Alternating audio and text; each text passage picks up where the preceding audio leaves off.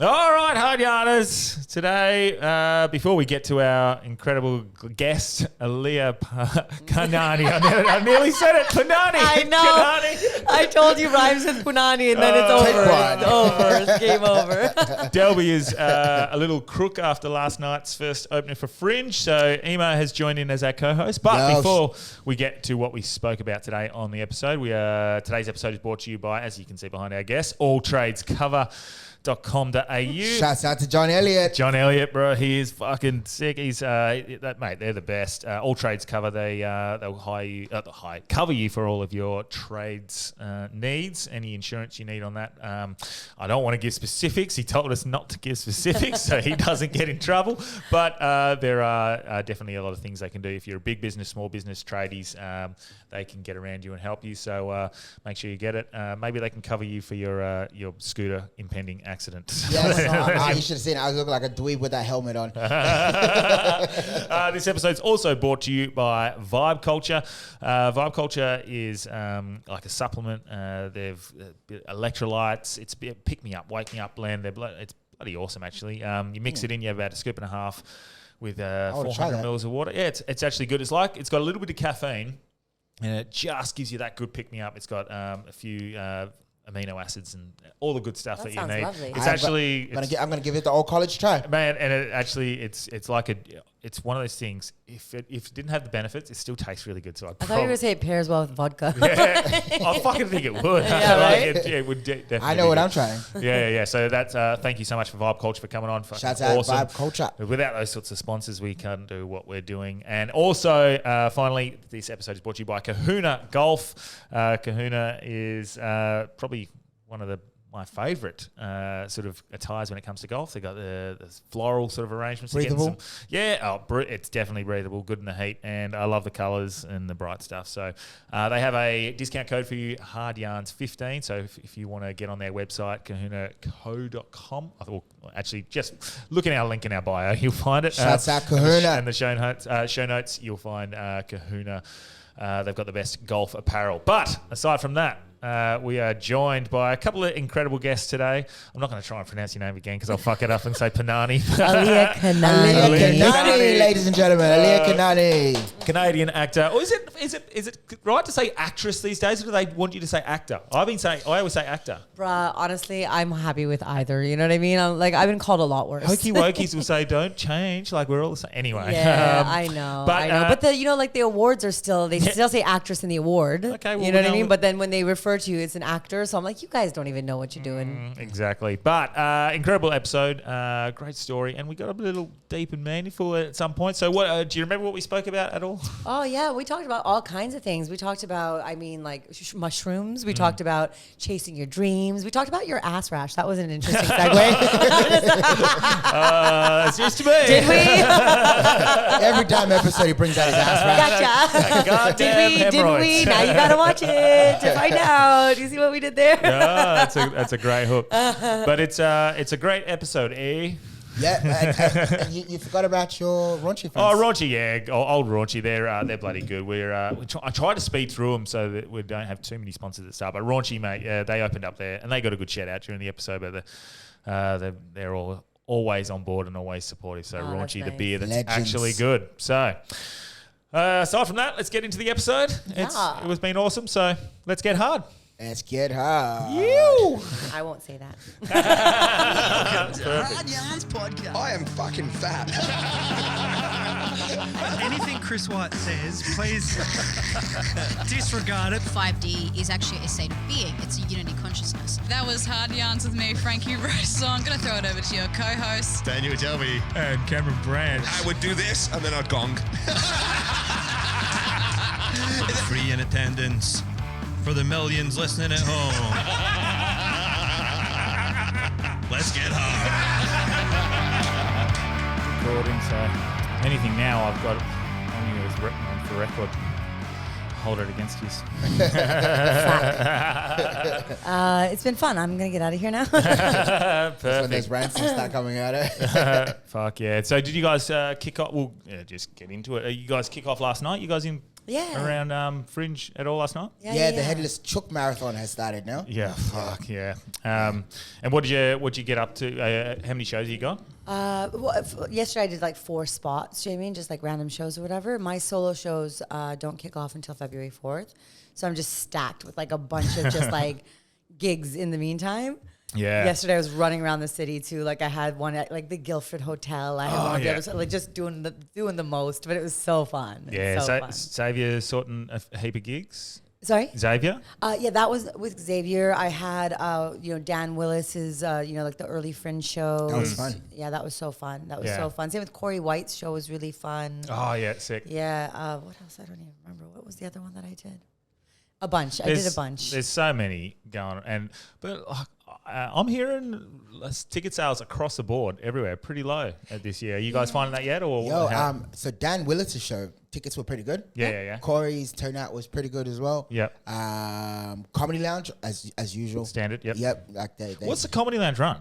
what does it hold? Yeah. What does it hold? It holds about 170. On a standard night it will be 150, but they can put 170 in there. Yeah. Okay. Yeah. Johnny has a theory that if they're comfortable, Yeah. they can pay more. That's a good point. Yeah. Fuck yeah. Well, he's proven actually their prices like in the last 4 years have gone up so much, and they're still sold out every. Yeah. Isn't that just nuts? But like, if you can, you can. Like, Oh, if yeah, the product's there, Absolutely. And it is, right? And it is. That's the thing. He sell good runs product. an amazing club. mate, it's quality. Yeah. I still think their videos don't do it justice. Their clips and stuff. I think there's something that needs to be, and I know that happens with any comedy. Never does it justice because you have to be in the room. But there's just something. There's something about the sound. There's something about the editing. I don't know. I think who does the editing of the Josh videos? Durkin does the videos now. I don't know what it is. There's just something where I've never been able to. Just a little small missing piece. Yeah, there's something. But they're on track though. Like I think Josh only took the job on just recently. 100%, yeah. But I don't know what it is. I'm not saying anything about Josh. Just more like, there's something about capturing comedy. I had a conversation with a comedian who's really good at doing the clips, and he was telling me that the rhythm is very different when you're doing stuff online. He says half the time he even cuts out the laughter just to get to the next line quicker because of people's attention span. Yes. He goes, you think that they want to hear the laughter because then they know instinctively that this joke was funny and they'll laugh along, just like in a club. But he's like, not online. It's he interesting. says, I cut, just line, and then I'll have a bit of a laugh at the end and cut it just as the laugh is starting because then it just leaves more to the imagination. And I was like, oh, that's really interesting. Like something to keep in mind. Yeah. Not that I put any clips online, but eventually when I do. And I think that's exactly what it is. You're looking at it from someone who tells jokes, and then you're like, that's how I want it to look. Yeah. Maybe the ego in you wants to hear the laugh. Oh, dude, I'm ringing out the very last laugh. Yeah. let's just turn it up as a You laugh. know what I mean? That one How final do we guy, amp up the audio part in this part? Are you just right over here? that Right? one final guy that goes, ringing him out, bro. 100%. But I have noticed that as well. So, and they are different. They're so much more different. But I guess that's just part of it, really. Isn't it? Like the guy that does the clips for the Comics Lounge in Melbourne. Yeah. Like he's incredible. Yeah. Like he slices them up and actually puts little emojis and the front heading already looks captivating. So And the titles, I think the intro titles are a big thing too, like to get people, like a lot of them are like shock value to get people like. It's amazing. You Like know, some like people are just too many immigrants, like something, you know what I mean? Like something to get people's attention. because there's some comedians have been so successful specifically because of the way that they've put their clips up. Yeah. You look at we had on the podcast. Luke Kidgel. Oh, I was about to say Luke Kidgel's been on, but just he sells out theaters now and goes Frenchie? exactly Yeah. just through winning the algorithm, doing Yeah. it. And they're both talented, but and then if you get someone that is extremely talented and has the algorithm, man, if you know the maths, like you're laughing. You know what I mean? 100%. Yeah, And this is what I was actually talking to Rory Lowe about this the other day, and he's got a pretty good following. Yeah. But he's got the talent. Like you watch him go up there, and he knows how to command a room. We went and did this is a good story. So we went and did the raunchy Raunchy Brewing Co., one of our sponsors over there, the beer. He just bought a pub, renewed the lease, the Old Convenience. Yeah, the Old Convenience, yeah. And he's sort of got plans on potentially doing some regular comedy there. But regardless, it was a bit of just a soft launch, just get some friends, family, and a few local... the guy that actually owns Raunchy? Yeah, exactly. Owns so it's now. called Sir Henry's. It's called Sir Henry's in Northbridge. It's an Irish pub. It's fucking awesome. But he wants to do a bit of regular comedy there. So he's like, as a new convenience. Yeah. Cool. So it's a slightly different layout, and we actually sussing it out to see if it's possible to get it done. But that aside, anyway, on the night, it's definitely not set up for comedy. No spotlight, no average sort of mic system in place. People there not specifically to watch comedy. People literally come into a pub to have a beer and congratulate and celebrate with Ian on buying a new pub. Yeah. And so he's like, nah, I still want you guys to do comedy. And so he gets me, Wolfie, and Delby to do Who's Rhyme with Max Shane. And then Wolfie said, I'll bring Rory as well, because I ain't doing 10 minutes in a fucking place like that. Did you see there was no mic and no spotlight? No, there was no spotlight, and the mic was like, it was just it was a solo speaker. Just a megaphone? It's basically. Greetings! So it's quite... So you were set up for success. Wolfie's fucking shitting it going, this is fucked. Delby set us up to fail. This is bullshit. And there's no spotlight. So Delby goes and does Who's Rhyme with Max Shane, and you can do that anywhere. Like it's a fun thing where you run around the crowd and he does the rapping, and it's fucking awesome.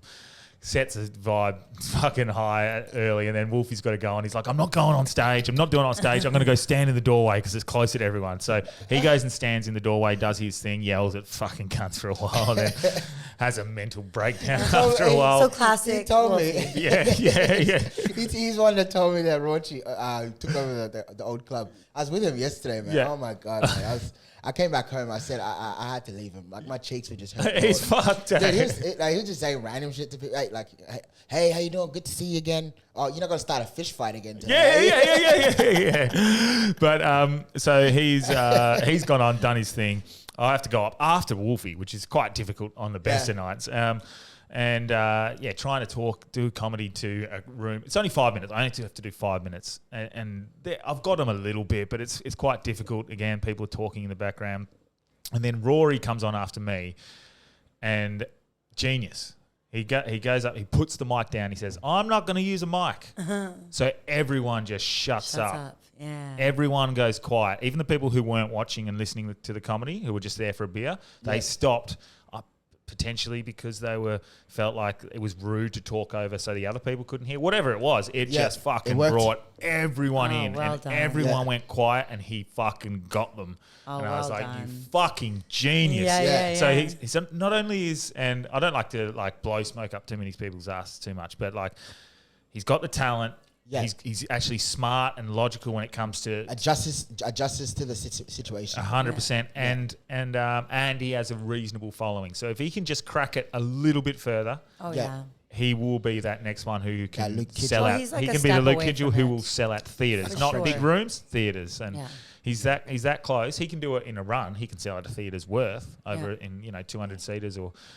But yeah, he's just trying to figure that out, and I'm interested to see because I think he's the next sort of one to do that. Yeah, well, since we lost Amos, to the States, bro, he's killing it. Yeah. Amos is. Okay, I always said Amos. But isn't that the trajectory? Like, I mean, realistically, it is for Canadians, right? Like in Canada, the trajectory is always that, right? Yeah. Is that you're building towards then going to the U.S. and it's unfortunate, right, that we have to export like that, but it's a numbers game, right? Like it's the maths, right? Like well, that's where the big show is, isn't it? Yeah, exactly. You don't get certified until you get certified by the states. Amos he's writing with John Cleese and stuff now, I think, for a TV show. Yeah.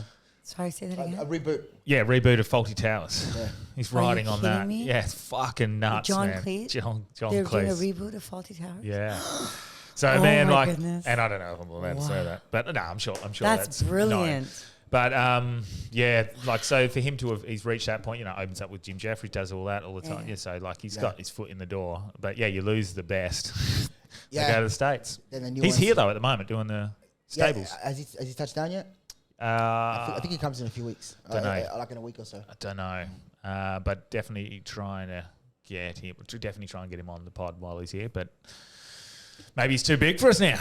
No, get Delby to reach out. Yeah. He's already said a couple of times he'll come. Oh, on. actually, Wolfie. Yeah, Wolfie. Just get Wolfie to do it. But yeah, so that'd be kind of cool. I'll go back to that. It's always going to the US, but in Canada to a certain point, in UK as well. There are a couple of other big. Nobody's coming to Canada to make it. we don't have the population to support it. Yeah. Like regardless of everything else, we just don't have the population to support it. You know, Canadians, we say it like as an artist, if you want to make it, you gotta leave. You know, it's just, but it is a good playground to like work out. Sharpen that blade. Yeah, it's pretty difficult from Australia. We're so far away. Yeah. I do see a fair amount of, Australian actors starting to make it. That's the thing though, like if you want to be in your own right recognized as an Australian comedian, you can have a fruitful career. Yeah. As you've seen, like the Carl Barons. Like Nazim is doing well for himself. But it just depends, like how far of a reach that you're trying to have, right? Yeah. Like Again, I think it comes down to, America is a big selling point, but then online. So look at Nima. He's coming on Wednesday. So sick. So that'll be sick. But again, through viral content. Yeah. Gary V. The Gary V impersonations Joe really Rogan. got him. He got that. That got him going. And it was all content. So, but again, he's still trying to tour in the States and trying to do all that. Yeah. So, it does seem to, it always comes back to that. But I think Lewis Spears is on Monday. Same thing. He's viral through. We were on the same show yesterday with Corey. Shouts out to Corey White. Yeah. And he's what's the name of the venue again? I can't pronounce it. Terrarium. Yeah. For some reason, I have a hard time pronouncing that one. You have a hard time pronouncing a lot of things, let's be honest. He just makes up words, adds S's, you know what I mean? I'm like, all of a sudden, he's like, got a Spanish accent. I'm like, what is going on over here? Sick. Yeah, Corey said he would try and get me on a few times at that one. So that's a real fun room. I did it yesterday. I opened the show yesterday, and you would think that, opening, so they were fire from the get. Yeah. But Corey's also an incredible host. You know what I mean? Nice. So it was a nice setup. Nah, he's been really good for me. He's let me open for him for a couple of his solos and stuff like that. Beauty. So pretty keen to get around a few of those spots. And it's fucked because I made the decision this year. I said I'm not sacrificing any nights where I've got Scotty. So if I got Scotty, my daughter, I'm not going to take on any comedy spots, and I'm just going to be the dad. Yeah. And it was first night of Fringe last night, and Cole Legacy was like, "Do you want to do spot 6 p.m. And I was like, I'll try and get a sitter." And then, but I literally made a couple of, I actually sent the message out to a couple of people, "Can you look after Scotty for an hour?" And then I went, "No, mate, you said you weren't going to do it. Yeah. This is the first night, and you're going to go back on what you said. Don't do it." So I was like, "Nah, it's all Stay good." Yeah. It's hard to find that balance, eh? It's tough. That's the first. I was waiting for the first one. Listen, Canada just came out about. They can't help themselves. Every now and then, I just let people know, right? Yeah. Where we at? You've got an interesting story, or so I'm told. So maybe we can actually, before we go into Fringe and what the go is and the career at the moment and going forward. I've heard you've got a pretty interesting story of where you've been and where you're going, and obviously starring in some movies and TV shows and stuff like that. It's pretty cool. So maybe actually let's go back to the start and talk about you and where you've come from. I was born on May 14th. It was a spring day. In the birds beginning. were chirping, and The town showed up to celebrate. So not born in Canada, born and raised? Born in Canada, born in a small little town called Belleville, Ontario. Which is surprising to anybody who's Canadians. If any Canadians are listening, they'll get how random that is. Yeah. I didn't spend much of my life there, though. I moved around a lot, all over Canada. And then eventually, when I was 14, we moved to Tanzania, to East Africa for a couple of years. Yep. Moved back to Canada Wow, again. that's a interesting move. Why Tanzania? So my family, my parents, my grandparents are born and raised there, so we've got a couple of generations from there. My ancestry is from India, but there's a lot of Indians that have been in East Africa for generations. Yeah, okay. So we were born in Canada, but at some point my dad was like, we're going back. And then we went back, and then he was like, now I know why we left. So it was like a whole thing, right? It was like a whole thing. Yeah. But I changed like 10 schools growing up. You know what I mean? So this is the whole thing. Like when people are like, where you from? I'm like, so many places. Like, I don't know. You're going to be the same about Canada when you, we're going to go back. Now I know why we left. You know, right? Yeah. Right. But it's cool. Like I do feel like I belong to a lot of places. You know what I mean? And so, I grew up all over the place, and then, for about a decade, I was a flight attendant. So I ended up traveling the world. 'Cause that was the thing for me. I really wanted to travel. I really wanted to see the world. Don't you think everyone should do that regardless? You never waste money traveling. Honestly, I think it's, look, I feel like it's very arrogant for me to say everybody should do it because not everybody has the access to do it. But if you can, find a way. And so for me, like I was on my own since I was young. I had no money, but I found a way. Like I literally researched a bunch of jobs because I was like, I want to travel. So I researched a bunch of jobs in tourism. And then I found out about like flight passes when you're a flight attendant and the flexibility of the schedule. And I was like, let's go. Yeah. So there is ways like, for me, it's so sad when I hear people all the time when I tell them about all the places I've been and the things I've done, and I honestly try not to sometimes because I feel like it just makes people feel bad. But when I do talk about it, people are like, "Oh, I've always wanted to do this, or I've always wanted to travel, or like one day," and I'm like, "Bruh, you could be dead tomorrow. Like, what are you talking about? Go do it now." Like very much. And it's crazy because that's the one thing I won't push. I'll never push Scotty to do anything, my daughter. But there will be a time where she comes to a point where she'll be picking career paths and what she wants to do. And when she finishes high school, once she's old enough and saves up a little bit of money, I'll be suggesting, just fuck off and live in another country. Do something. Just do something Honestly, different. totally. And just... My mom sends us back to Africa at some point of our lives. Yeah? We've all been sent back. Wow. Including my brother's daughter.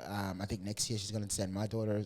Like at some point, my mom feels that we have to go back and actually just reset our feet in the sand. 100%. And it just gives you a different perspective of different cultures. So much perspective. And just it helps you find like what's important to you, I think. Yeah, I mean, I think that, the thing is that one of the greatest things I think that when you're traveling and you're outside of your element and you're on your own across the world, surrounded by everything that is unfamiliar, it actually is a really interesting way of looking within. Yeah. Like you end up really questioning, like, what do I represent without my friends, my family, my house, my job, who am I in this moment outside of everything? And so I think in that, the amount of growth, because when you talk to strangers and you're allowed to be whoever you want to be in this moment versus the expectation of all the other elements in the world that are around you when you're in your home turf. Yeah. I think it really expands your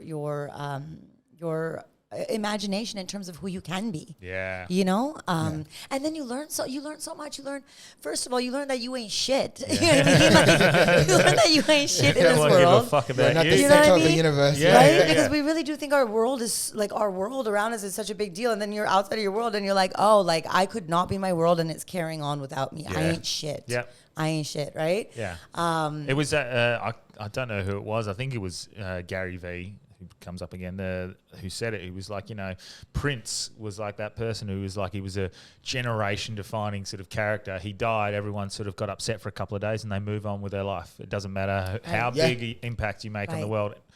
No one gives a fuck. They move on with their life. That's exactly 100%. Right. Like, that's exactly right. I mean, it does become a little bit. We mourned Michael Jackson for a week and we moved on, bro. Yeah, new documentary came out. It is quite humbling, and that's why it is. I think it does come down to those experiences you can have yourself, and just try to experience as many things as you can, good and bad, because there's growth from them. But I'd also like that travel thing. You did raise it the point before of like you feel bad because some people don't have the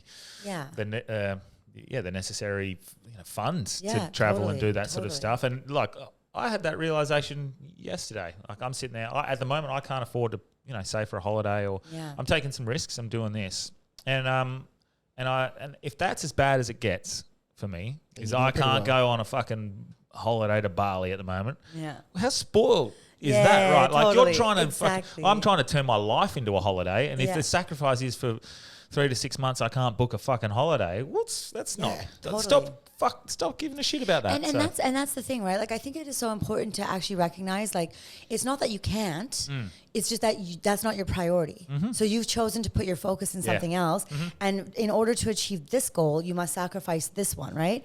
And putting that into perspective, because otherwise we can end up feeling bad for ourselves, like, oh, I can't even afford it, blah blah blah. It's like, but I can afford to be able to chase my dreams, which is pretty fucking cool. Yeah. Right? You know, and that's right. I mean, the other day, and the listeners would know, because I am trying to go with this full time and chase my dreams, and my directions have changed. But, you know, like if I sit there and, you know, means I can't save for this holiday, or I can't go out drinking every fucking second weekend, which I'm not anyway, regardless at the moment. But if those are a few sacrifices I make, but it means on a Tuesday I get to go to the beach at 10 o'clock and who gives a fuck? Well, then isn't my life pretty decent anyway? Like, do I need the extra 100 and 200 grand a year coming in to make it? Listen, bro. Like, and I'm not saying I don't want it. I want it. Where's the gods? Where's the gods? I 100 want that. I want it. Bring it in. But if I have to first be okay with that. Like, you can't. 100%. Yeah. And the other thing is like when you really think about like the people that are, you know, working these, like, for example, these corporate jobs, right, where they're making their 200K a year, and it's like fantastic. They're only getting 2 weeks of vacation. Yeah. That vacation time, usually a week of it is going home wherever to visit their family. And you know what I mean? So like the flexibility of being an entrepreneur, the flexibility of being a business person. Yes, you're taking a lot of risk as you're building your business. It's going to pay off. And then when you have that Tuesday off where you usually go to the beach, you can go to Bali. Yeah. You know what I mean? Yeah, you can go to Bali on a exactly. Tuesday and come back Exactly. on a Thursday and fuck it, right? So, But there is also that point of you just made of like you could die tomorrow, so make sure you're enjoying it. So it is also enjoying the whole process. This is actually 100%. like, treat it like a game. Treat it like you're the character of a video game, and you're running out of time. Yeah. This is literally like honestly, this is everything in life teaches you a lesson. You know, without getting into detail, you know, I saw, you know, the I guess how quickly life can be taken at a very young age. And so because of that experience, you know, and understanding that life is fleeting, I was very much of the mindset of like, oh, I'm not saving and doing this when I retire. How arrogant. Yeah. How arrogant to think I'm going to last that long. Yeah. You know, and really like that's changed something in my brain and made it very much like a narrative that has carried me through life. And I think this is one of the things, like, you know, we always say out of your hardships, you can always get like, you know, lessons and whatever. And this is one of them. Is like my entire life, I've always been like, I'm not waiting. I'm not sure how long I have. I'm going to do everything I want right now. And that's one of the reasons I chase my dreams so hard. You know, it's just, let's go. There's obviously a difference between taking action, which is what you're talking about. I'm going for it and I'm having a crack, versus patience as well. So because there's obviously you need to learn patience. So there's when you say I want it and I'm going for it, having a crack and I'm going for it now. That doesn't mean you're not being patient. You're just like, I'm not holding back and not procrastinating anymore. Yes, but no, I need to learn patience. Yeah, I'm on the other yeah. extreme. As you're saying it, I'm like literally. So the show that I'm writing right now is literally about that. Is about finding better balance, because I'm like, I've been living life like I'm going to die young, and if I keep doing this, I'm going to die young. Yeah. I'm going to be self-fulfilling prophecy. I'm fucking up, bro. I'm like, you know what I mean? I need to learn to do things like sleep and take vitamins. You know, like it's just. Well, you did say we need to start it a little bit later in the day so you can start functioning, right? I'm a 5 o'clock man, so I don't know how You said you wake up at 5 a.m. I go to bed at 5 a.m. Yeah, I know. Yeah. So are you like as in, so you get your work done, or do you go out and party? What do you like? Both. It depends. You know what I mean? Like after shows, I get a lot of adrenaline. You know, so it's hard for me to just wind down from that. Yesterday I checked out early because I was feeling a little bit run down, and I was like, "This is the beginning of the festival. Let me not start off like this." There's a lot of people who are going to feel pretty fucked in a few weeks. Yeah. And that's been me. Like, I swear on every other festival, mid-festival, my body just shuts down. You know, like in Edinburgh last year. Yeah. I ended up year before. I ended up in hospital with a kidney infection for a few days in the middle of the festival. And it's just like, but every time, because I always, and then even this festival, I was like, oh man, I feel good this year. I'm like so excited. I'm gonna fucking party and do all this. And I'm like, Aliya, it's just, how about you just relax? But also, and I said this to Wolfie the night before on Thursday night. And he's like, oh, my arm, it gets twisted. Yeah, And I'm yeah. like, yeah, but if you are just a little bit more methodical about going, right, I can still have one big night every week instead of That's it. 4. It'll make that one big night better. That's it. You won't fucking hate yourself for it. And then you can sort of like probably last the whole fucking festival without losing your voice and getting sick and breaking down. But I think Mastora got pretty sick last year in Edinburgh. I think he got laryngitis or something like that. Something along that. And that's not good when you're doing musical singing comedy. No. So. Oh, no. Oh, Yeah. wow, yeah. I lost my voice one year. Did you? Yeah, for Melbourne. The Melbourne International Comedy Festival on the very last week. Yeah.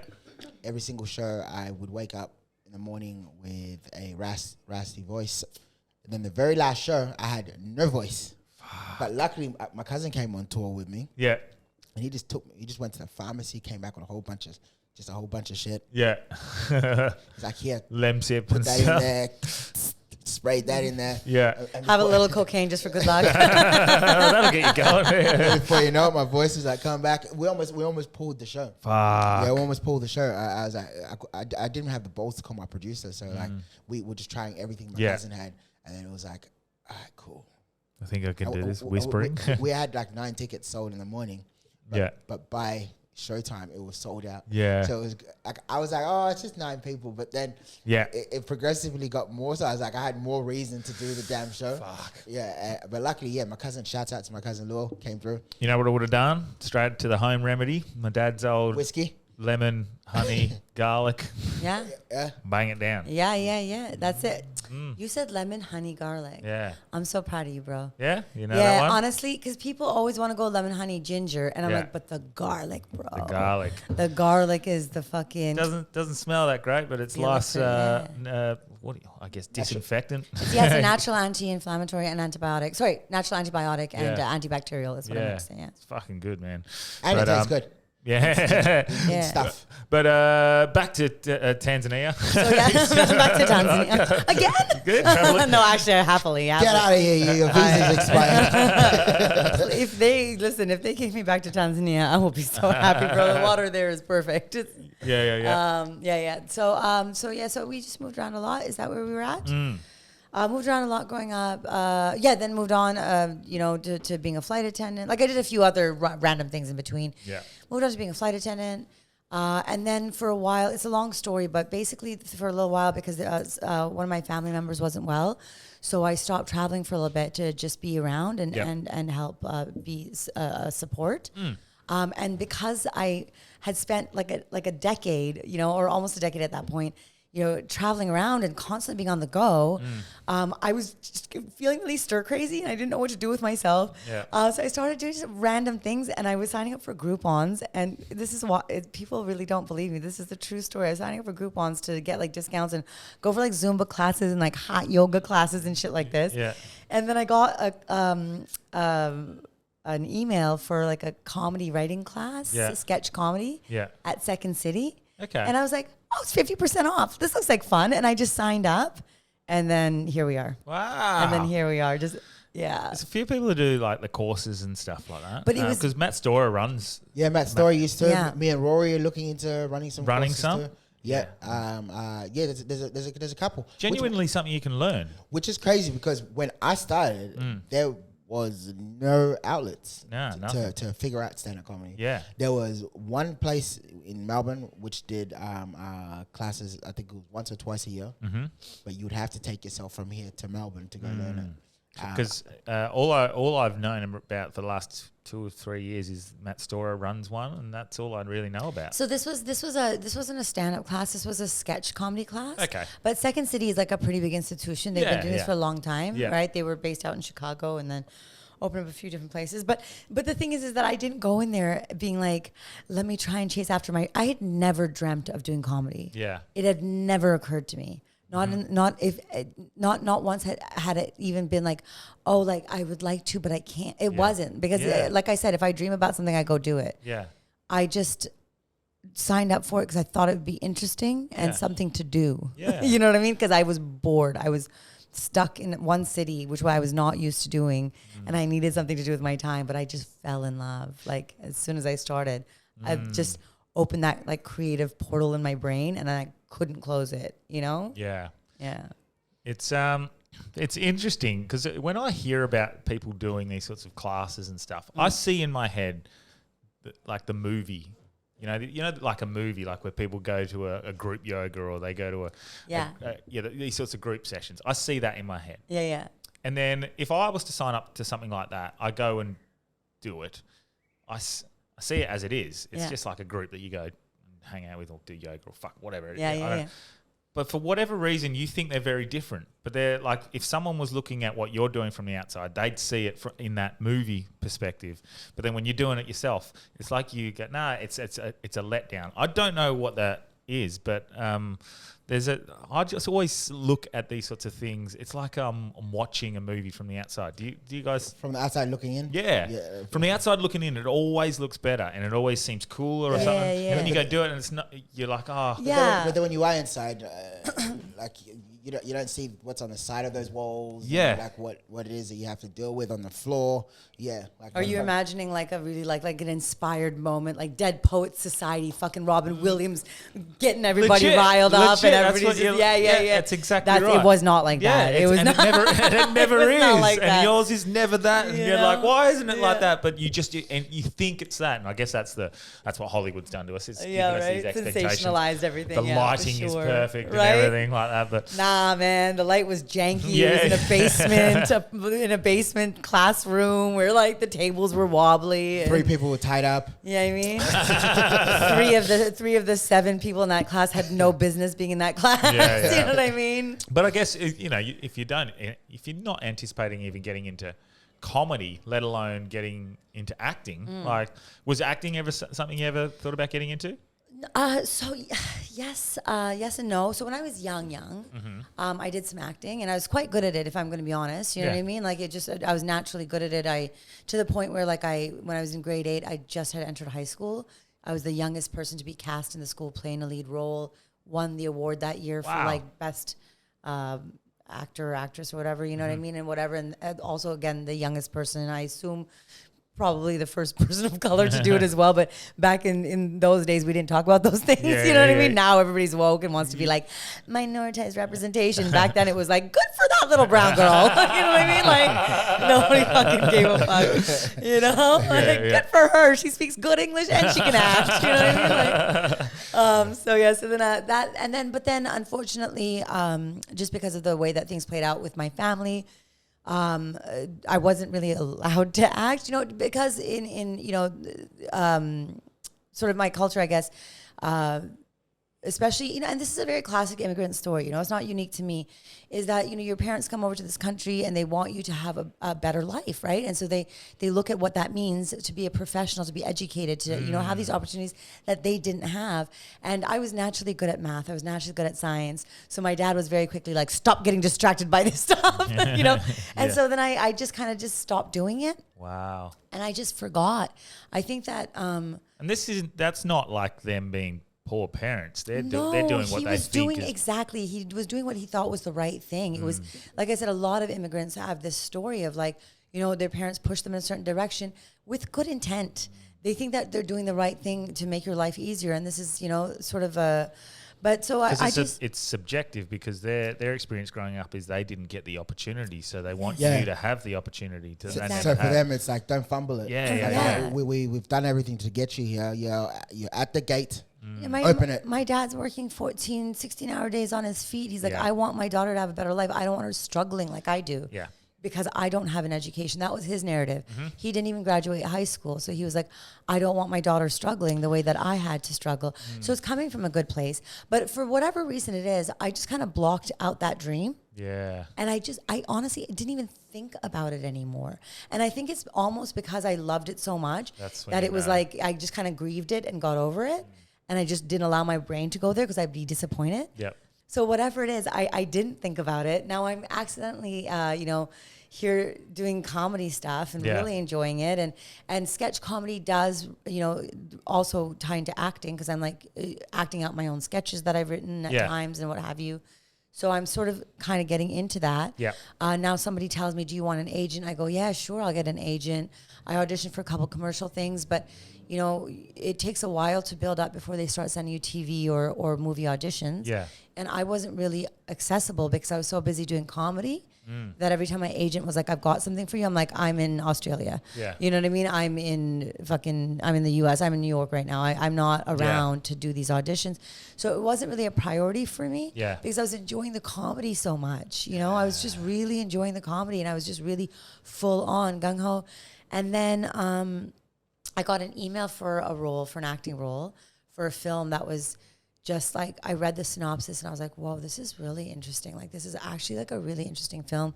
And the couple of times that I'd been sent auditions, I was kind of like, oh, the writing is so bad. Oh, the fucking plot is so like, so hack. Yeah. And this one I was like, whoa, this is so interesting. Yep. And I was in Australia and I was hanging with Emo and I'm like, hey, would you be a reader for me? He's like, what's a reader? I'm like, read lines. And he's like, okay. And bless his heart, he spent 12 hours with me, like finding like ways to like make the lighting in the room with like lamps and shit because it was all janky set up and like trying to figure out how to like mount It wasn't a a tie. setup. It wasn't a setup. Bro knew what he wanted. You know, like he knew what he wanted. He was like, I'm here for the long game. Yeah. Your success is my success, baby. I'm like, what are you saying, Emo? He's like, don't worry about it. Don't worry about it. So we did it, sent in the audition.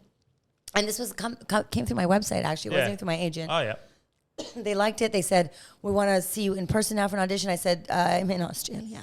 Yeah. They said, when are you back? I said, in about a month. They said, we'll wait. I said, fuck yeah. Really? So then I went back, did it, and then got cast for it. And, What was that for? so it was a film called Scarborough. Oh, yeah. I know We call it Scarborough here. Scarborough. Yeah, I know, with your janky accents. I mean, I'm sorry, you have an Australian viewership with your wonderful Aussie accent.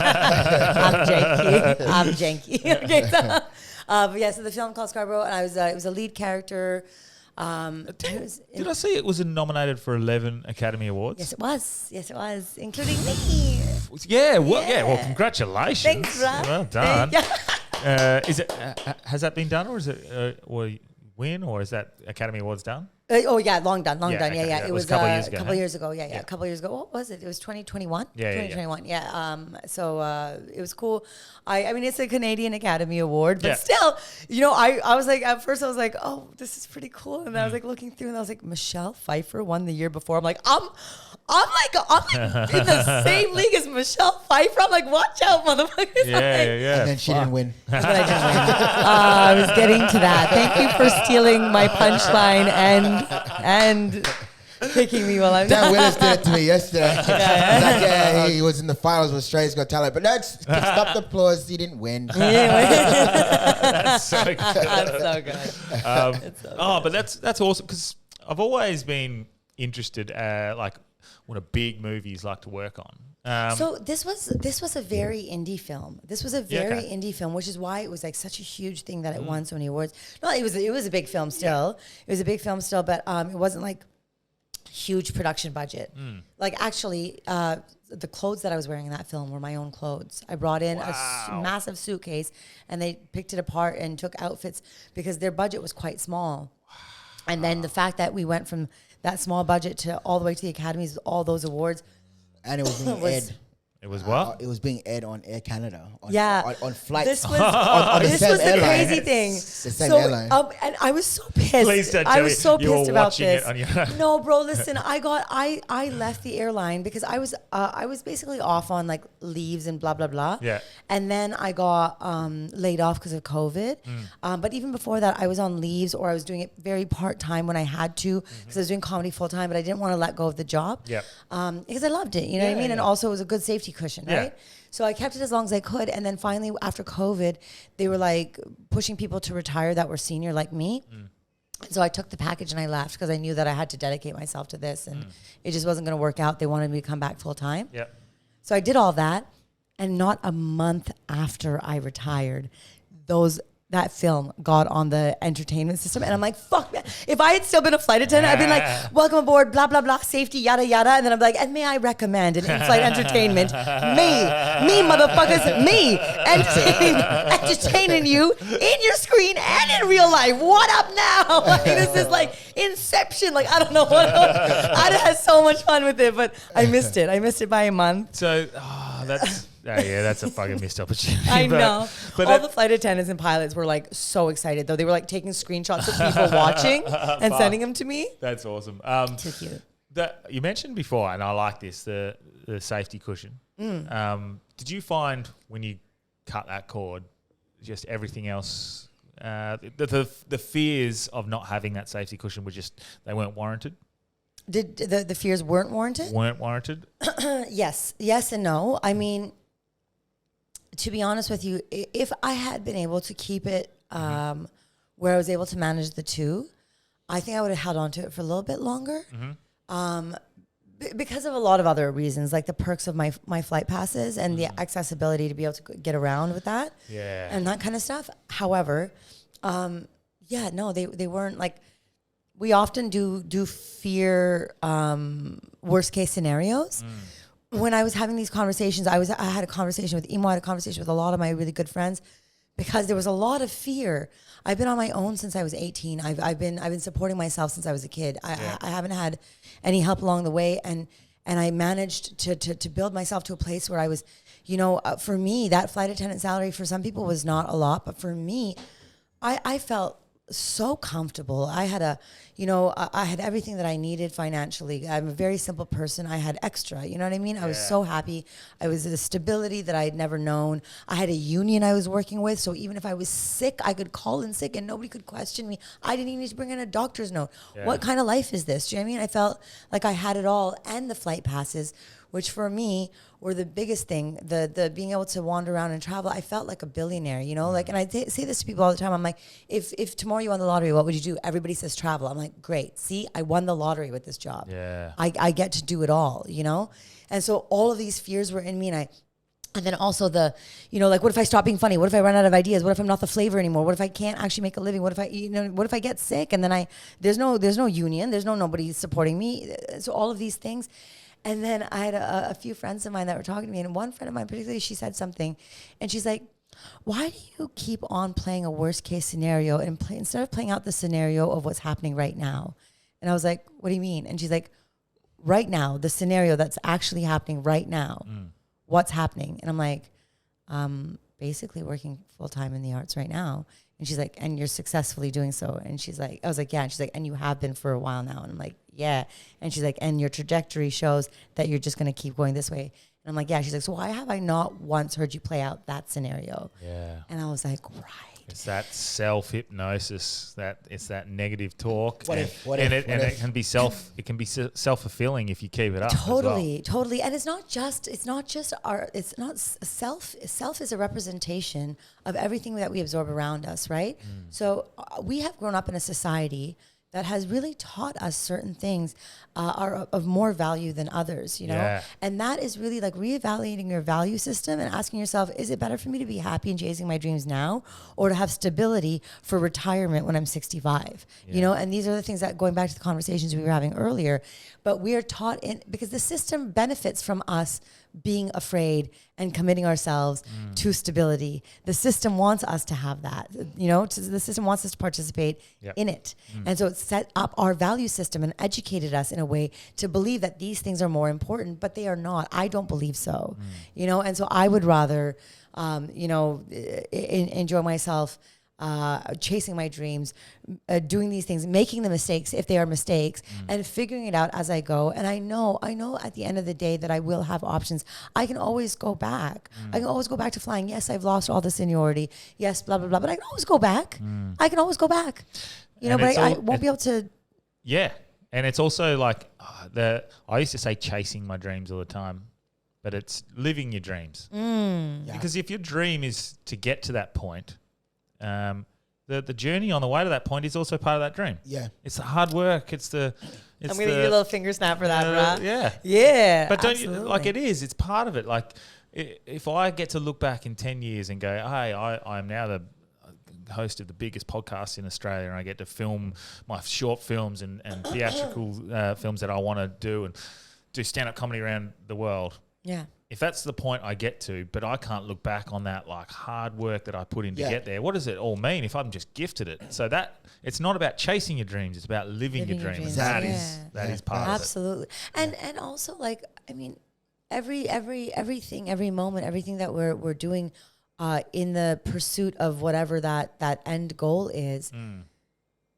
is a gift in itself. Like right now, I'm having a good time right now. This is part of my job now. I get to just come here and sit and chat with people and have interesting conversations. You know, all of these open mics that I get to run around to, I'm doing, you know, to build up my material. Every time I hit something and I build up a new piece, that moment of success, like it has to be enjoyed as well. You know, like it's exactly what you said. Like, so I like going hiking.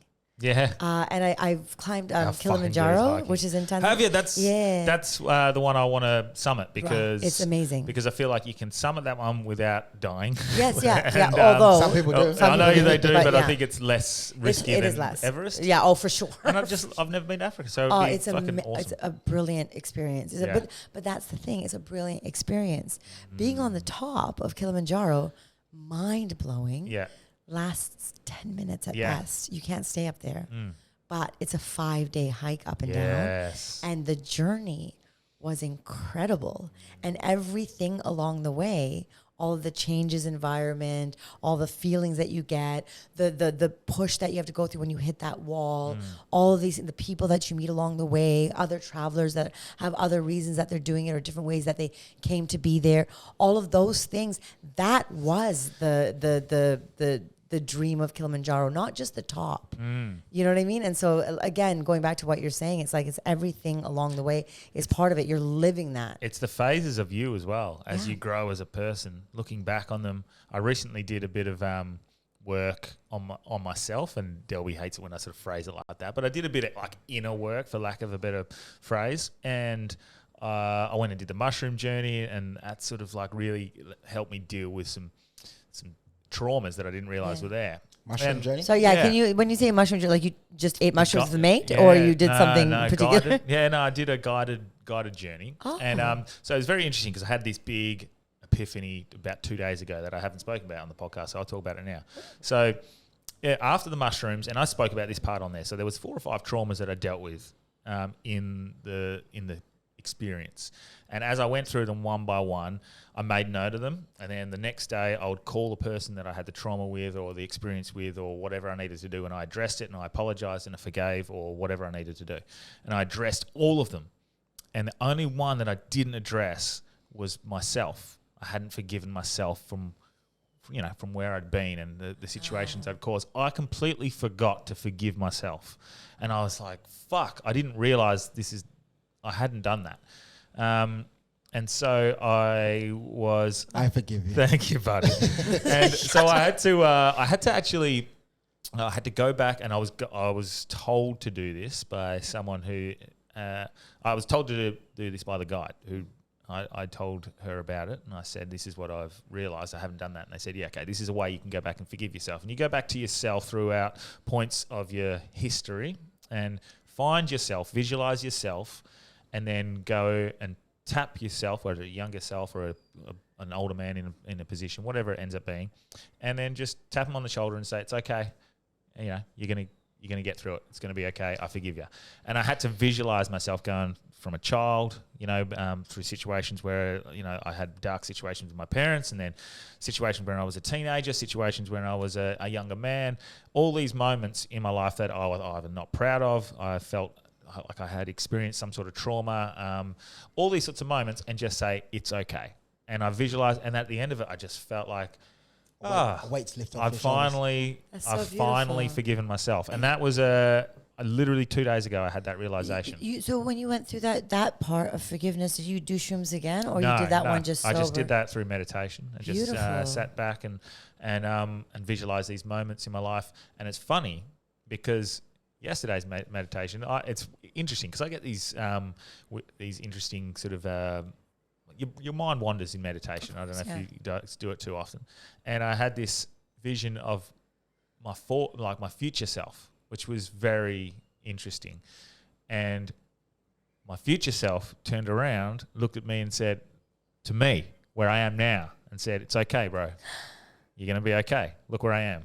And I won't talk about the vision. It was pretty cool. But yeah, I was like, fuck, you're always looking back on where you are. You're always... So I know that's a weird experience for people who maybe don't buy into that sort of stuff as much, but whatever it did in me, it's given me this just like fucking... Revamp. Yeah, reset, fucking confidence in that every single... freedom, like something's that pressure gets lifted off, and it's like everything's gonna be okay. Like just, you know, this is such an important thing, and I think that's such a beautiful. Wow, like honestly, thank you for sharing. It's really it's okay. I'm also a big fan of shrooms, and I do think that they help us open our chakras. Yeah, you know, yeah, they definitely open up something. Yeah, right. But I think that's such a key thing is, you know, and we know this as comedians, is it's okay to make mistakes.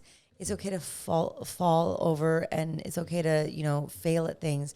And I think that, you know, going back to like, you know, what I was saying earlier about like, you know, some hardship in life taught me a lesson that I carry with me. And it's been actually so beneficial in my life. The same thing with our mistakes, the same thing with all of these things. But again, you know, we are programmed to, you know, not like, especially now, like, you know, everybody's supposed to be perfect. Everything's supposed to be perfect all the time. We're all, you know, online looking like our best, acting like our best, feeling like our best. And these are not like real representations of what our society is or what the human experience is. And the human experience is deeply flawed, you know, and we are all deeply flawed. And it's okay. And in accepting that and recognizing it, it actually is quite liberating. It's the folks that don't see it, don't acknowledge the flaws, the mistakes that they're making, don't want to admit to the mistakes that they're making, that will not grow and learn from them. Yeah. Right? But when you see that and you forgive yourself, that means that you're also giving yourself a vote of confidence that you can do better. Yeah. Right? And then that lends itself to you being able to do better. So it's really, you know, it's really cool. Like people, you know, I'm sure we get these questions all the time. Like, how do you get on stage and then bomb and get back up again? Because I'm going to do better the next time because I learned something from the bomb. 100%. You know? But does your kid stop trying to walk when it falls down? No. Exactly. But yeah. Unless you got a special kid. People often say, like, and it's always in the comments of our pod, and you see it with any podcast with comedians, and they say, like, oh, just, you know, you're a couple of comedians. What the fuck do you guys know? And I always actually then question that and go, oh, like, why is it always comedians that are doing the best podcasts? Why are they? And then I thought, the comedians think differently about shit. Open mind, different outlook, creative thinking, also being able to look at something and put yourself within that position, or even just look at it and be like, this might be how they thinking. Yeah. Well, they also, their job is to, you know, like, be super analytical on every moment and find the fucking stupidity in things and then point that out. Yeah. And that's what their job is on stage, and to turn it into a joke. But that means they're still looking at what's happening in everyday situations in life and going, why are you guys not seeing that fucking stupidity? We're quite oftenly, it's usually just our take, but we have a non-biased opinion too. Yeah. It's like, oh, we do understand why that's happening, and we do understand why that person's thinking that way, but this is what I think of it. Yeah, like you bring. It does require you to consider perspectives outside of yourself. 100%. And that in itself lends itself to conversations and stuff. But yeah, you are required to be a third party, to think about other people's perspectives and put yourself in other people's shoes. Because the only way that you can make that person laugh about something that they disagree with is by understanding what they're thinking, why they're thinking it, where they're coming from. So it really is like a deep dive into being able to relate to other folks. Because otherwise you divide the room and then you end up having 50-50 that agrees with you, 50-50 that doesn't agree with you. Yeah. And then one hates you and one likes you. But it's like, hey, how do I get the mass to like me? Yeah. But also understand that I get it why you're thinking that way. It's like the comedians are the bridge to finding common ground amongst everyone. And I know there's divisive comedians. Corey White, for example, I fucking love, but he's a divisive comedian. Yeah. But in general, most comedians just want to make everyone in the room laugh, but whether they think this or that. Chappelle and Andrew Schultz did like a fantastic job, especially when it was when they were speaking about Roe v. Wade. They gave both opinions. They're like, hey, we understand why it's your body, your choice. And then they also had the opinion of like what would be from a man's perspective. It's like, all right, since you get to make the choice of killing the baby, I should have the choice of ignoring it too. You know what I mean, like they put both opinions on the table. Yep. And so both sides can hate you for having that understanding. That was just an example for. Yeah. No, but I totally agree. I just think that the comedians come at it from that perspective, and that's why they end up being super analytical, super critical on every sort of situation, and they see it from every other perspective. So that's what their job is. And if they're not good at it, then they're not going to make people laugh. You also have to know how to. Because a big part of comedy is like pressure release, right? So you're putting pressure about a situation on a sensitive area to be able to then release and get that laughter. But you have to know how to be able to kind of like dance around that pressure, because if you put pressure too hard in the wrong place around a sensitive area, people are just going to go, ow, pull back, you've lost them, you're done. I like the So line. it's also being able to, I like the line. No, exactly. I like standing on it, not behind or not in front of it. Yeah. I like being on it, like where it's like one miswording. Yeah, You'll have to explain yourself tomorrow. Totally. But I like that because it gives me like a sense of rush, and also it allows you to also have faith in your pen game and your ability to articulate your words as well in what could be a stressful moment in a moment. You know what I mean? Because you get one crack at it with that audience, just one crack at it, and then it's like, oh, it's fine. I'll get them tomorrow. It's not the same audience though. They're left with a different perspective now. I think Bowman as well. It's a good humbler. Got to, man. Like open micers. Listen, you got to bomb, mate. Like if you keep doing that same 5-minute set, you're not gonna grow. That's exactly what I was falling into. I was falling into. Who are you talking to? Who was that directed to? It seemed you know who you are. It seemed like he knew. You keep doing that same 5-minute set. He's gonna share this clip grow. to somebody, and that person that he shares it to should take this personally. I feel personally attacked. No, it's fruitful thinking. Like if you keep doing the same 5-minute set, you'll never grow. You'll never grow. You'll never get that 1 hour because you're not putting yourself out there. You're thinking about, this one kills. But then there's also the flip side, right? There's the flip side of people who don't understand the craft of comedy, who want to go and just constantly go up with new material, and they don't even have 5 minutes. So there is that flip side of like actually understanding the craft and the art of comedy and being able to manipulate and refine your delivery, your words, and understanding what it is to actually construct a joke before just moving on to new material when you don't have material yet. You can always sharpen up a 5-minute set. Yeah. But you can also know, hey, this is pretty good where it is right now. No, I feel you. So what I will do is with that 5-minute set, I'll do 2 minutes of that 5-minute set, but inject a new 3-minute set and sharpen that 2 minutes. I do, and then just keep hacking. I do very similar to that. That's how I built mine over. I think I've got about 8 to 9 solid minutes. Probably 2 or 3 of fucking. I need to work on that. But I'm an open micer that's trying to learn, and I got my 5 at the start. It was pretty pass, but slowly built that up. And I would generally over the last year or so, I've done about 3.5 minutes of. I know that, and about 1.5 minutes of new or adding in little punchlines or that's it. That's how I try to. That's how I try to do it. But then some nights I'll be like, I can't be fucked tonight. I'm just going up and getting laughs for stage time. And that's okay as well, and especially because, as I said, refining that 5 minutes is still something, right? So even if you have 5 minutes, there's always especially a tag you can act.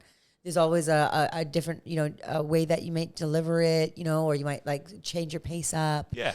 Reorder it and see how it works in a different way. Yeah, the reordering one is because I've got a nice flow with the way I like it going this way because that joke leads to this joke leads to this joke. Yeah. And reordering I find quite difficult. Can be, yeah. But then sometimes it can be like, whoa, I've even done stuff where I've taken this joke that wasn't really working and then I've inserted it in the middle of another joke. Yeah. As and it's just all of a sudden it's like the fucking, you know what I mean? It's like the missing piece of the puzzle. Yeah. So because when I have to do a 10-minute set now, instead of doing 8 minutes of what I think is pretty good and 2 minutes of shit jokes, I now do 2 or 3 of my jokes as crowd work to try and extend it out.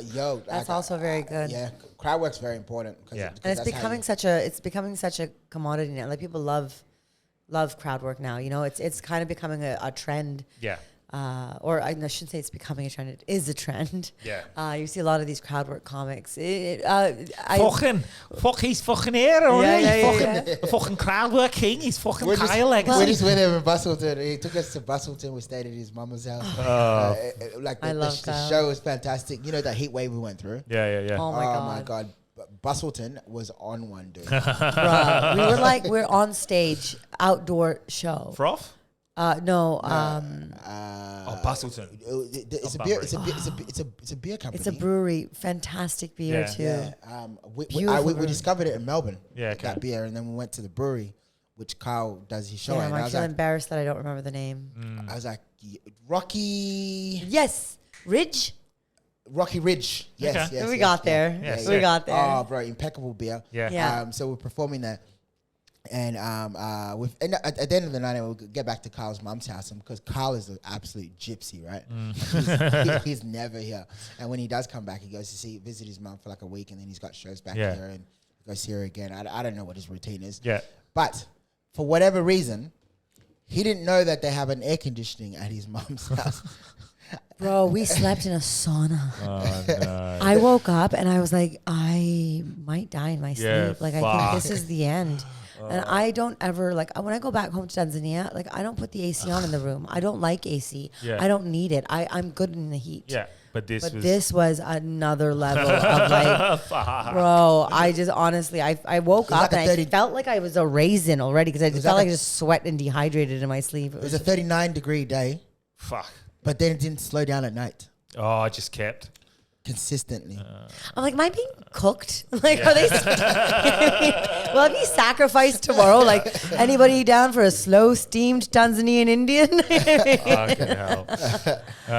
Yeah, but yeah, I find when it comes to crafting that comedy, that's how I'm trying to do it. And it's funny because if you do the crowd work, sometimes you'll get gold, and they'll take up 2 or 3 minutes of like you don't even have to almost say anything.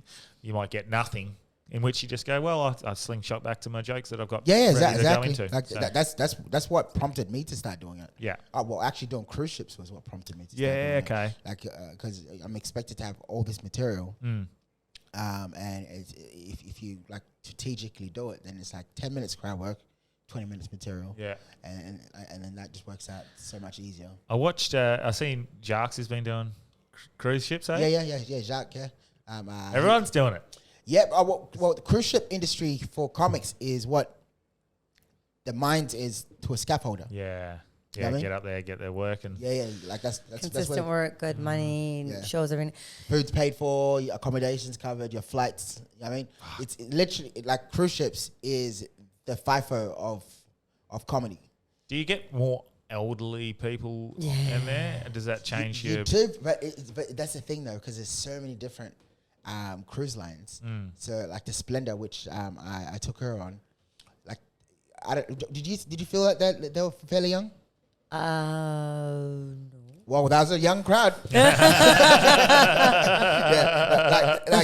There's like other ones. If you went on, you're like, oh, okay, I get it now. But like the Royal Caribbean, that's like family and like fairly young, 40, 30s. So does that mean you have to craft your jokes differently? And yeah, but that's the thing. Like it forces you to grow. To switch up.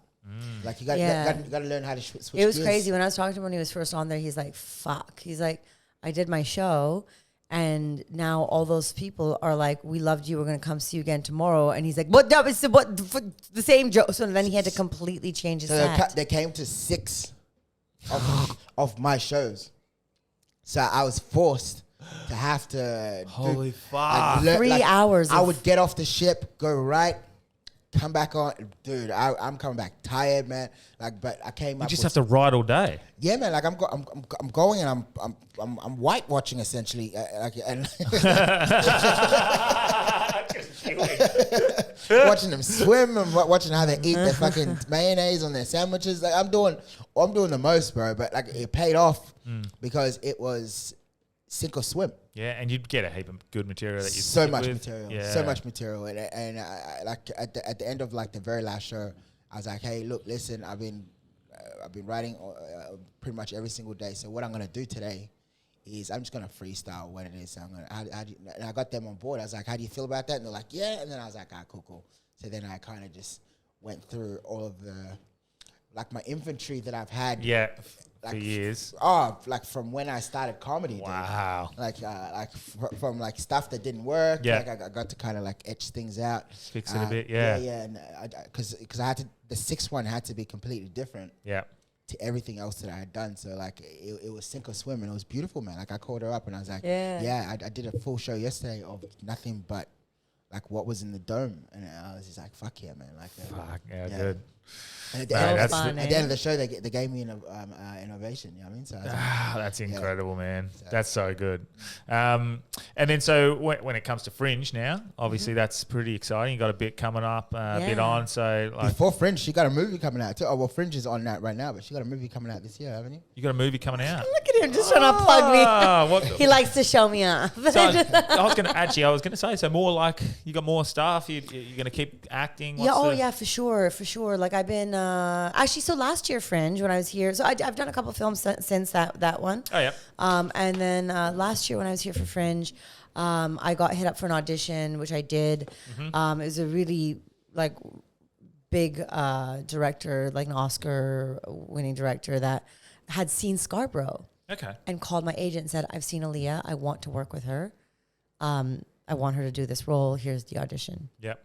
Which, that's pretty fucking cool. Yeah. Right. So then I did the audition, and then I got it, and then I ended up having to actually leave the festival early. I had to cancel a few shows and go back to Canada to film. Wow. So that was kind of disappointing that the timing worked out like that, but it, you know what I mean? It's cool.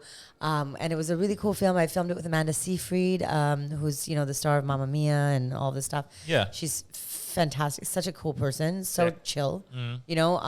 I honestly, not to whatever, but I didn't really know who she was, and I didn't bother to look it up either because I'm not a celebrity person. But that would be, that'd be better anyway, wouldn't it? Yeah. And so I walked in, I was like, oh, it's this chick, right? And I was like, cool. And I just started talking to her, and within the first day, we were talking about just random stuff, and it was just very chill. It was very chill. But she's extremely talented. What a gift to be able to work with her. So that film's coming out. What's the name of the film? It's called Seven Veils. Seven Veils. So that'll be out soon. Just before I came, like a rom-com or a no, it's a very dramatic film. We filmed it in the Opera House. It's about, so Amanda not is the Sydney Opera House. The Opera House in Canada. Yeah, it was they've got one as well. Gorgeous. Opera House in Canada. Yeah. It's called the Opera House. Yeah, I'm sure Perth probably. There's opera houses everywhere, bro. No, but it's called the Opera House. The Opera House. Yeah, the Sydney Opera House is the Opera House. It's like saying a place is called Comedy Lounge, Comics Lounge, Comedy Store. It's all the fucking opera. It's So like Perth Zoo. I got it in New York, and there's a Perth Zoo. Imagine that. Okay. Yeah. Anyway, so we filmed it in the Opera House. It was really cool because we filmed it in the Opera House. It's about a director who directs the opera, blah, blah, blah. Yeah. And then we ended up premiering it at the Toronto International Film Festival, which is one of the biggest film festivals. Sick. Which I crazily, if I tell you something, I've been in it 3 times, 3 years in a row. I've done 3 films in total. All 3 of them have been in TIFF. It's insane. Wow. The luck I have. It's I've got honestly, my whole life people have been telling me I have a horseshoe up my ass. I've read for every single one of them too. Yeah, really? Yeah. No, he did not. He did not. Stop! Shut the fuck up. He read for one of them. Shouts out to Emo. Shouts out to the big guy. No, this guy out there reading and shit. Oh fuck! You might make it into my Oscar speech if play your cards right, okay? Is it? Is it 20% is all I require. Is it that goal? Is it that role? That you want in a big movie that will break it out, or you just quite happy just whatever, because you seem pretty happy with just doing whatever you're doing, but it's always nice to have the big role where you can break out and then it becomes more of a regular thing. Look, I'm not going to say no to a bit of stability in my life. You know what I mean? You know what it is to be an artist. I've been doing it for a few years now, and I love it so much, but it would be really nice to know that I'm secure. What does that mean? Is there ever a time where people feel that in their careers? I'm not sure. Yeah. But I still very much feel a little bit of fear in me of what's next? What's next? Every time I book something, I'm like, great, this is going really well. But like, I just had a tour cancel a month ago, and that just threw me off because did it not only cancel, but I was supposed to carry that tour on in the spring. So now I have to rejig and figure out where is my income coming from? What am I doing next? What are my moves? That said, I am so grateful. I'm so grateful. I have, you know, a budding career. You know what I mean? And there's a lot of opportunities for me. And people ask me all the time. They're like, "So do you want to focus on acting or comedy or writing?" And I'm like, honestly, I just want to keep creating. Whatever opportunities come my way, I'm just going to keep going. And sometimes I fear I might be dividing myself too much between things, but I also am enjoying the process. I'm enjoying the process. So who cares? I'm not out here trying to be like, and this is my ultimate goal. No, I just want to keep creating shit I care about. The one thing I am quite you know, careful of, especially more and more now, is like, I don't want to audition for just anything, because not only like, is it that, if you know, I'm not interested in something, I won't be able to devote myself entirely just as a person. I know who I am. But also because why would I go and take part of somebody else's project that I don't really care about and don't necessarily feel invested in the story, when I could just be doing my own shit? And that's where being a comedian, being able to write, perform, direct myself on stage in this moment, being able to tour myself, produce my own shows, and being in control, I feel is such a gift as an artist. To be able to do that, not just sit around and wait for an audition for a decent film to come around.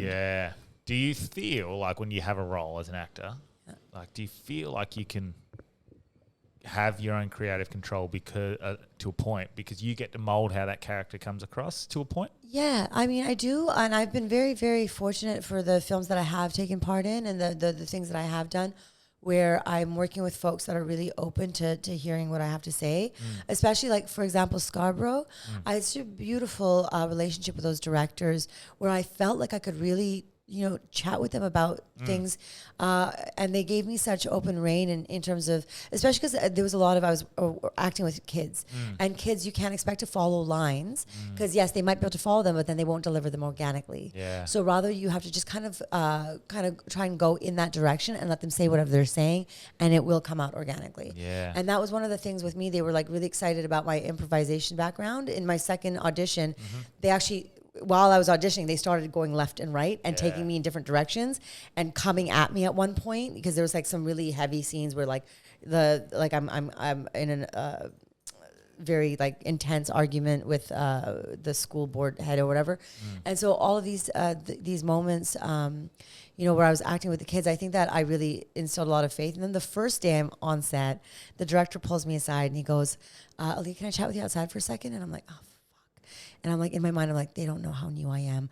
I did something wrong. I'm sure I did. Did I look into the camera? Am I fucking up? Am I like, I'm not a real actor. I'm a comedian. They can tell now. I fucking did. You know what I mean? And he pulls me outside, and then he goes, Aliya, I just want to say, whatever you're doing, you're excellent. Just keep going. And I'm like, oh, that's so good. And so then, awesome.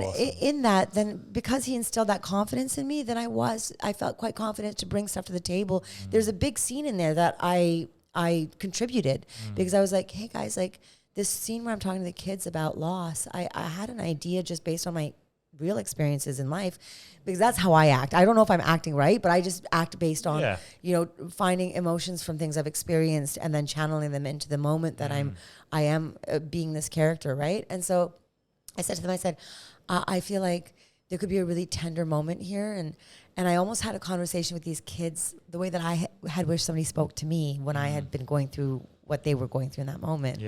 And so he just went, you know what? I love it. Just go with it. Let's see how it goes. And then it made it into the film, and it wasn't in the script. So in some ways, yes, depending on the film, like I can have such a huge contribution like that. And then other ways, it could be something a little bit simpler, like, you know, the last film that I did with Amanda Seyfried, there was like little bits of, you know, banter that we had in between where they just allowed us to roll with it. And then some of that was captured and some of it wasn't, you know. And so it just really depends. It really depends. But I like that. I mean, you can see in a movie sometimes where they've gone, right, I'm going to let the camera roll and let these two have fun with it. Generally in comedies, you know, Yeah. a bit of improvisation. I love that scene, for example, a potentially 40-year-old version. Yeah, when he's getting they're- waxed and it's all Oh, improvised. that's that a real 100 waxing? That was yeah. a real waxing, and the entire scene was improvised. They were just like, let's go. They just rolled the camera and fucking went at it. So- I'm like, bruh. I was looking at all the improvised stuff, and that scene where that, you know how I know you're gay, you love Coldplay and shit like that, and they're just going back and forth, coming up with. I love watching a scene like that when it's going. You can watch two actors just Yeah. going back and forth, Yeah, and yeah. you know they're going right. We'll pick the best, But they're fuck, you can they're just fun. You It can looks see fun. the fun. Exactly. I was gonna say you can see they're having fun with Yeah. it, I and I feel like that Will is- Ferrell does that. Like, Yeah. Oh yeah, a lot of I these. feel like a lot of Will I Ferrell can't stuff is wait not for in- that because I'm also a writer, yeah, and I'm going to be writing a lot of stuff in the next few years, and I cannot wait to like have my buddies Yeah. on set Yeah. and be like, all right, let's fucking just do this, Fuck let's yeah. fuck around. You know what I mean, we have 100%. an hour built into this scene right now just to improvise. Yeah. Let's go. You know what I Yeah. mean, like, and just like, I don't know. I think it's going to be a lot of fun, but those. You know, those are the things. That's right? the Those joy, are and the- that those are the when dreams. when I look at making a video, filmmaking is something that I aspire to be a Oh, cool. filmmaker, director, actor, everything in I like the filmmaking experience. It's something I aspire to, but I also understand there's the monotonous, fucking repeating the lines, getting the lighting, doing all the makeup, all of that, like the set building. I understand the monotony of some of it, but the fun parts like that you see, Yeah. they excite me. Yeah. So, I'm excited They're- to lean into that over the next probably 5 to 10 years, doing some filmmaking, some more stuff like that. But that excites me the most. Yeah, totally. That Yeah. gives him a chubby. There is some Yes. monotony. Like it's, and again, see, this is where it kind of like. So I just filmed right before I came here. I just filmed a set, something on Law and Order, and that for me, as much as it was a cool opportunity, and not to knock anyone, but it just didn't feel like I wasn't invested in this character. It was just like a role, you know what I mean? And it was cool, and I was down, and. You know, there was the first day when we filmed, we had to just keep repeating the same thing over and over again.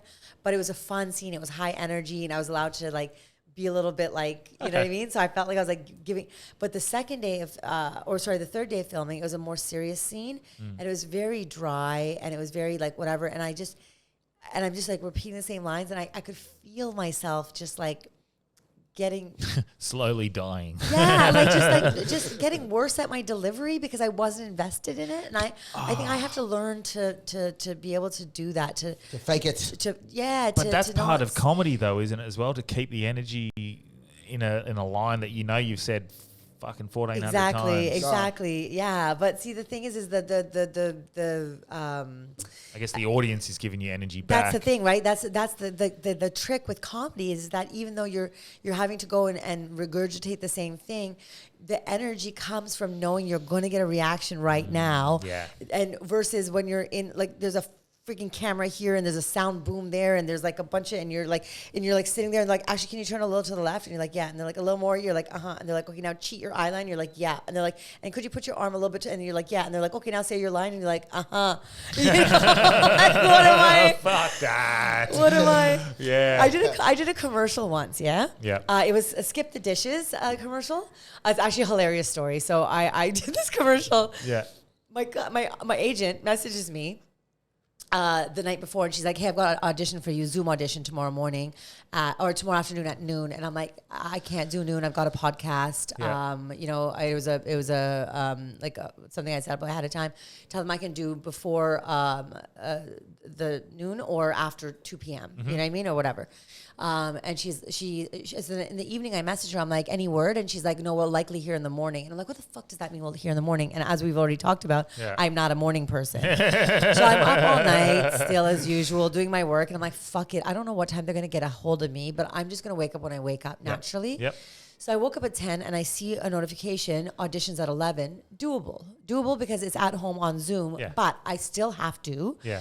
get up, do my hair, do my makeup, which is so annoying for a fucking Zoom audition. I'm like, can't you use your imagination and just imagine me prettier? Yeah. Like, just imagine me prettier. Just look at the acting and then imagine a professional hair and makeup person making me look better. Okay, But anyways, I do my hair and makeup, and then I set up my cameras, my lighting, my blah blah blah, whatever, da da da. Yeah. And then I look at my audition, and I'm like, okay, cool, this is the line, da da da. And then I get on, and they're like, okay, Aliya, so we're just gonna get you to walk in, and then da da da, and then you're gonna see your husband, and he's got the sauce all over his face, and then you're gonna react, and da da da, and whatever. And I'm like, and they're like, you look a little concerned, and I'm like, sorry, did you say walk in from camera right? And they were like, yeah. I'm like, cool. And they're like, is something wrong? I'm like, oh, it's just a little bit blocked there. Like, they're like, okay, coming from camera left. I'm like, okay, great. Also, I think I had the wrong audition. And they're like, what? And I'm like, I read an audition where I'm supposed to be a florist, but you said something about my husband. Yeah. And they were like, yeah. I'm like, but it's okay because everything that you said, sounds very doable. And I'm an improviser, so we can just go with it if you want. And they're like, okay. And I'm like, because I clearly read the wrong audition notice, but I was in the right audition. Yeah. I was like, anything else I should know? And the director just kind of looks at me like the audacity on this woman, right? And he goes, you've got a line. And I'm like, great, what's the line? He goes, would you like a napkin? And I'm like, would you like a napkin? Great.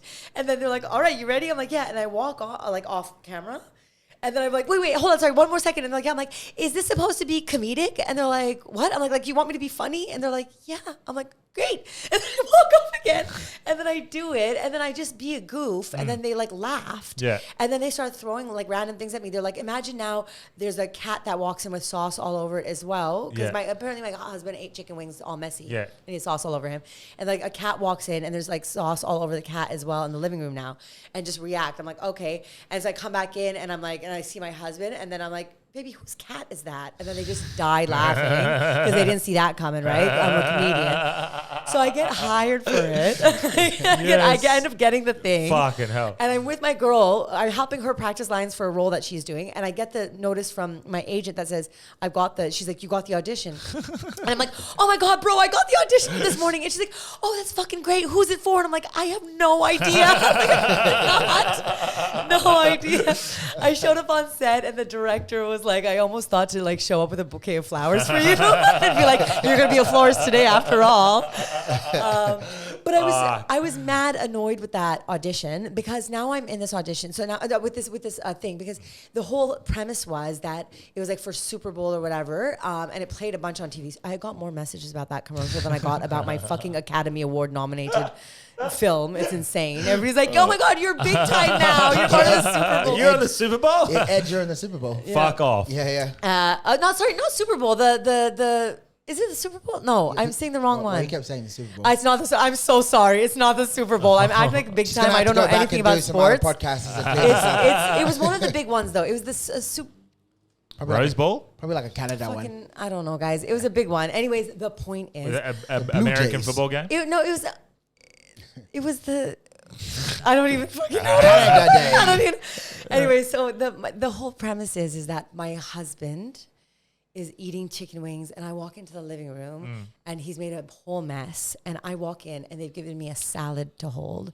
And every time I walked in, they're like, tilt the salad down so everybody can see the salad while you walk in and look at your husband. And this is like the whole thing. Yeah. And it's a commercial for Skip the Dishes. Yeah. And then they're like, oh, get these like pants with napkins already on them for game day. And then he wipes his hands on his pants. Yeah. And this is the whole premise, right? That, and I'm like, bro, what would have been so much funnier, and this is what I'm saying, what would have been so much funnier and way less cliche is to have me on the couch eating like a slob and my husband walk in with a bowl of salad and be like, baby, what? Like that would have been so much more comedic and way less cliche. So I'm there the whole time doing it, but I'm also like, yeah. You know what I mean? And there's avocados on the salad. Like, get the fuck out of here. I'm allergic to avocados, you fuckheads. You know what I mean? Like, I'm so pissed. That's why you weren't eating the avocados. It's my husband. But it was fun. It was fun. It was good money. They actually repeated it the following year, and I just got like a few $1,000s by accident because they wanted to do it again. I was like, yeah. Some of those royalties. But can you imagine? Like, this is the thing, right? Like, you just never know what's gonna happen in life. Like, this was the how many things I've tried for and not gotten, and then this thing I show up completely unprepared, no idea what I'm supposed to be doing, and then you roll with it. But again, it's like the improvised scenes. It's way more fun and organic 100%. because I didn't practice it. I just came out and I was like, "Papa, here's your line." You know? That's that's. I guess that's what you get when you do your crowd work. You get that unpredictableness. And Yeah. I love that. Yeah. I'm conscious of your time. I think we're getting close to you. You're actually, speaking of comedy, doing comedy tonight at the lounge. But before we finish up, let's plug a bit of both your shows. What's going on for Fringe? take the wheel. Okay, well, I've got a couple shows on actually. So I brought back. I was doing a show last year called All That She Wants. It's like Wild Women of Comedy. Yep. And I did it last year, and then actually, sorry, this year I ended up doing it when I was filming with Amanda Seyfried. I was putting one on for International Women's Day. Yeah. Randomly, she ended up joining my show and co-hosting it with me. Fuck off. Which was insane. Yeah, we had sick. the most magical time. Yeah. And then I realized, I was like, oh, that's what the show needs, a co-host, because that banter on stage, because the whole idea is it's like supposed to be like a party vibe. Yeah. We share like jokes, life hacks, sexy secrets. The audience gets to interact. Well, we surprisingly have a fair few female listeners. Yeah, So, yeah. like far more than I anticipated we would. Sick. So- Well, hopefully come out and party with us. It's going to be like a fun slumber party sleepover vibe where we sick. like get toasted and make fun of men. Men, you're welcome to come. We Yeah. want some of you there so we can make fun of you. So yeah, I'm going to co-host that with Jill this year. So I'm Oh, sick. super excited because like I said, I had so much fun doing it last year. This year now I get to do it with Jill. Yep. And even better, we're doing it at the Pleasure Gardens. It's Yep. part of the Fringe World programming, so it's fucking dope. And then I'm doing a brand new show. Oh, sick. I've been touring my solo around, which was so fun. I won some awards, no big deal. I'm very good. But I wanted to write something fresh. I think that you would really vibe with it, actually, just based on the stuff you were saying. Cool. It's about like a journey that I took for like, trying to like heal and trying finding a better balance and stuff. Yeah. I went to India to an ashram.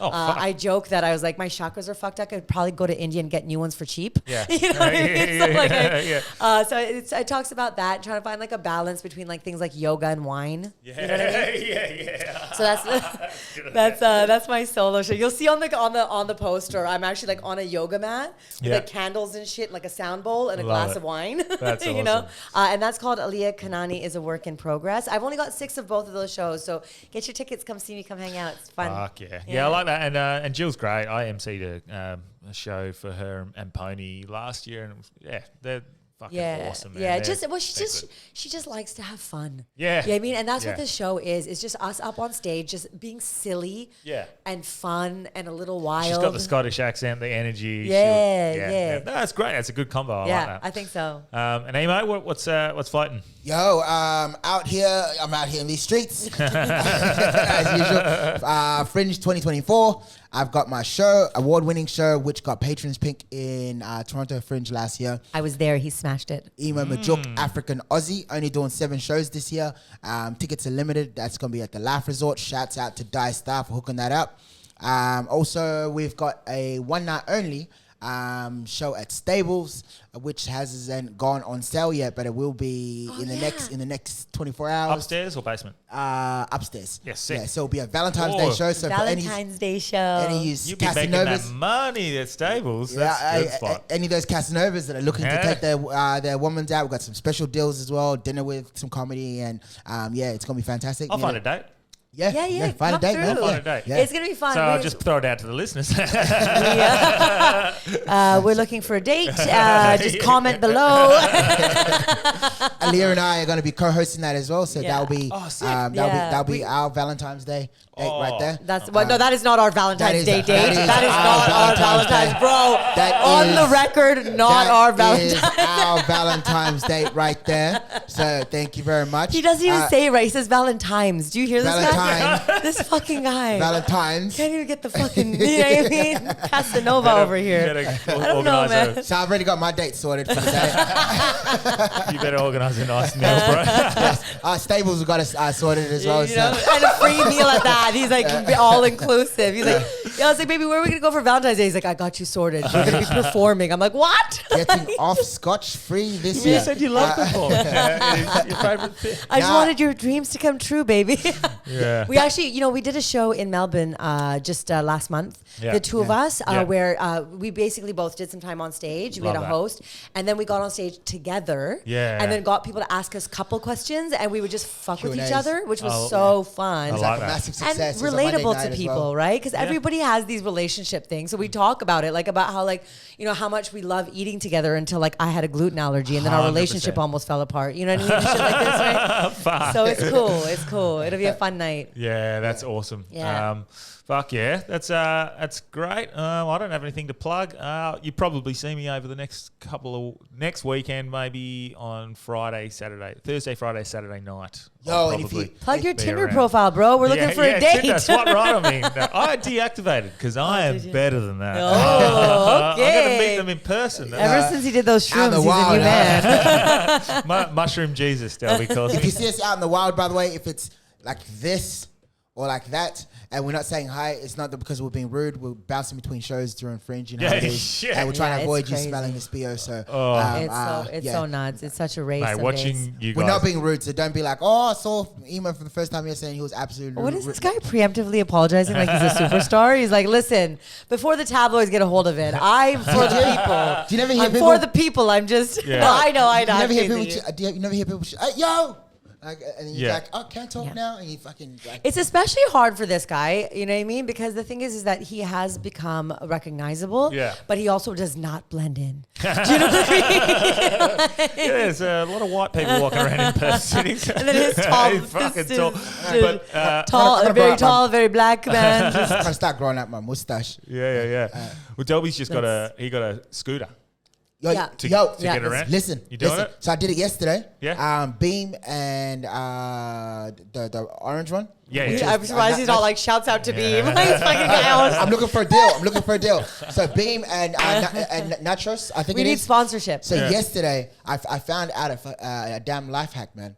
I had a show at the court, and I also had one on St. George's Terrace. There's beams are everywhere. So I took a beam all the way to St. George's Terrace. I think it got me there within 4 minutes. Yep. It was estimated to be a 15-minute walk. Yeah. I was just, you should have seen it. I was rolling. Bang.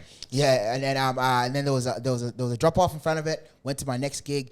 Shouts out to Beam for having those readily available. Can't wait to do some Stop business. shouting out. Beam. Can't wait to do some business, Beam. Can't wait to do some business, Beam. Yeah. Oh, fuck yeah. Fucking guy. But yeah, thank you so much for Yo, coming on. Fuck. what it was- about your sponsors?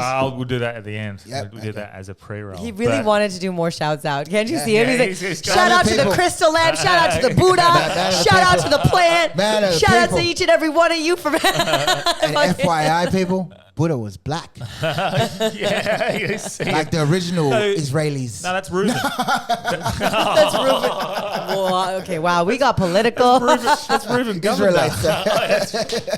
You know, like people claiming to. Oh, Buddha was black, fuck. yes. Hey, Yeah. Reuben. Yeah, we'll hit a bit of that soon. But thanks so much for coming on. Thank you Fucking for pleasure having having you Thanks guys for on. having us. Have a good mad good respect Fringe. for the hard yarns. Thank you so much. Thanks, Yeah, man. big Thanks ups, for being y'all. OG. This is And, lovely. We'll have you back anytime. Looking forward to it. Cheers. Peace.